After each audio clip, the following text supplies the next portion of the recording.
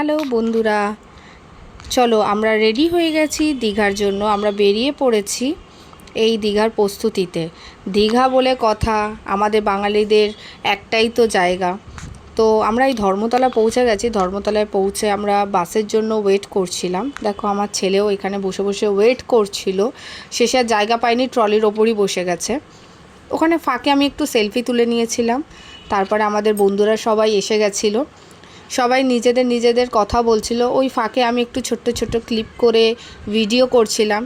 যতই হোক বন্ধুদের সাথে বেরোনো এবং এগুলো তো একটা স্মৃতি হয়ে দাঁড়ায় না। আগে এগুলোই দেখে আমরা খুশি পাই। তারপরে এই ছোট্ট ছানাটাকে নিয়ে আমি একটু ভিডিও করলাম, খুব ভালো লাগলো। আপাতত তো আমরা এখানে দাঁড়িয়ে দাঁড়িয়ে অনেক কটাই ভিডিও ফটোস এইগুলোই করছিলাম। বাসের ওরা ততক্ষণ বুকিং করছিল। এতটাই, আজকের মতো।